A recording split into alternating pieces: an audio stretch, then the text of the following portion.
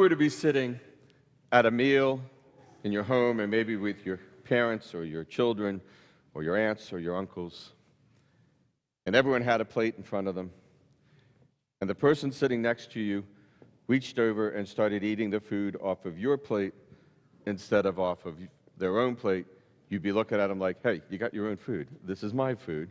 You don't need to be eating off of my plate. Or if you were in a restaurant and you were sitting at a table and maybe 4 of you were there and you were enjoying your meal, and someone from somewhere else in the restaurant comes over and starts eating your food off of your plate, you'd be like, don't you have your own food? You got another table over there. You don't need to be eating my food.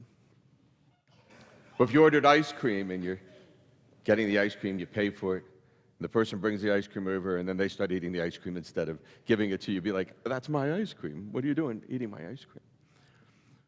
Or maybe you're at Coffee and Donuts and you're sitting there and you got a donut and the other person has a donut and they start eating your donut instead of their donut. You go, hey, that's my donut. Eat your own food. That's what St. Paul was talking about today at the end of the second reading. We hear that some are conducting themselves among you in a disorderly way by not keeping busy, but by minding the business of others.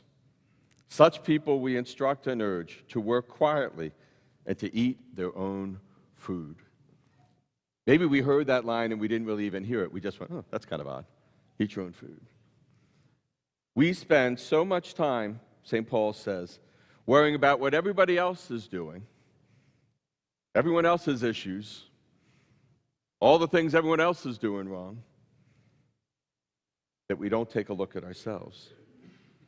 We spend so much time eating everybody else's food, and St. Paul is saying, take some time to eat your own food.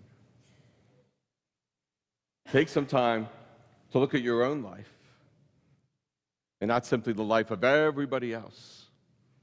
Because the more I look at everybody else, the less I have to look at myself. And when I have to look at myself, I might need to recognize that there's some things inside of me that it just might be good for me to change. My friends, each and every one of us are given different gifts and different talents.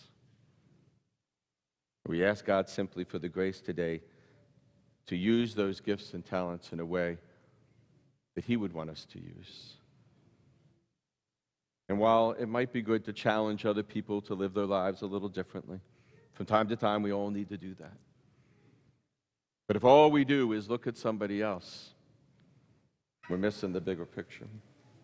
The first reading said, "Lo, the day is coming, blazing like an oven, when all the proud and all evildoers will be like stubble, and they will be set on fire."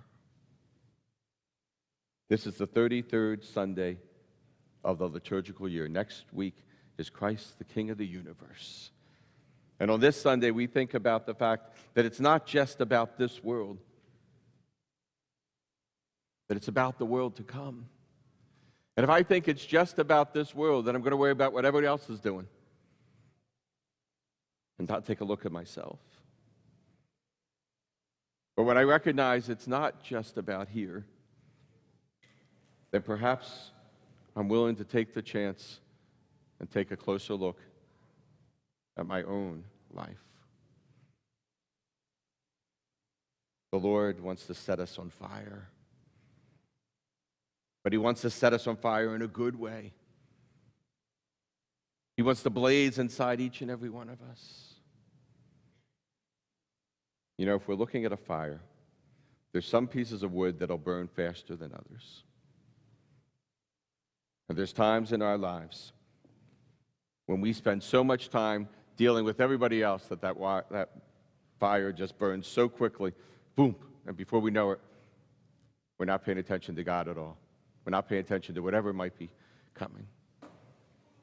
But what happens more often is that log burns slowly. But slowly we find ourselves looking at other things, going in other directions, worrying about everybody else. And slowly over time we worry less and less about ourselves and the things we need to look at. And before we know it, we're turning in a different direction, and we're wondering where God is. The psalm said, "The Lord comes to rule the earth with justice." The Lord comes to rule. Are we willing to allow him to rule the earth, each and every one of us, with justice? If you look up the word justice in the dictionary, it says, for one of the definitions, reasonable. So when something is just, it's reasonable. It makes sense. For many, allowing God to be a part of their life makes sense. Paying attention to where God might be asking us to go makes sense. Coming to church on a Sunday morning makes sense. But for many, it's not reasonable to include God in their lives. Not reasonable. It doesn't make any sense. My friends, we are here today or we're streaming. We're here today or we're streaming because somewhere inside of us, or maybe your parents, there's a sense that it is reasonable. It is reasonable to involve God in our lives and in everything that we are. Then the gospel. Jesus said, there will come a time when these stones will all be knocked over. In other words, there's going to come a time when there's something greater. And then he goes on to say, after they ask, is there going to be a sign? Do not be deceived. There are many things in our world that want to deceive us. God created so many wonderful things. But unfortunately, there's also things in our world that look good, seem like they're going to make us happy. But what they really do is lead us farther and farther away from the Lord.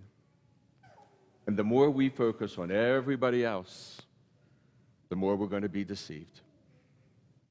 The more I complain about everybody else, the more I say what everyone else is doing wrong, the less I look at myself. And the less I look at myself, the more I can be deceived. And God doesn't want us to look at ourselves and beat ourselves up. He just wants to look at ourselves so that he can be our strength, so that he can bring peace in the midst of craziness. Nation will rise against nation. There'll be earthquakes and famines.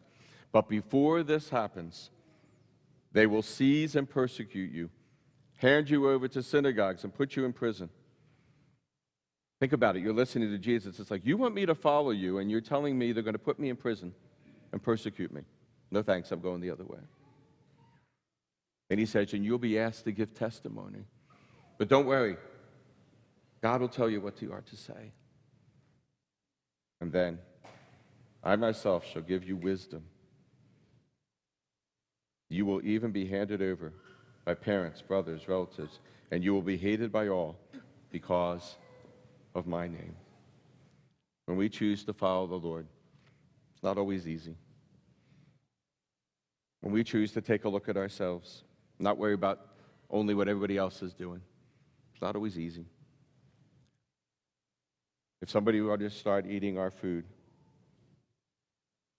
we'd be like, hey, it's my food. Eat your own food. But how often do we eat everybody else's food and don't take the time to look at ourselves? May we do that in a good way. May we look at ourselves in a positive way and ask God how we can live our lives here better. Because in the end, there's an amazing gift waiting for each and every one of us. And that's the gift of eternal life.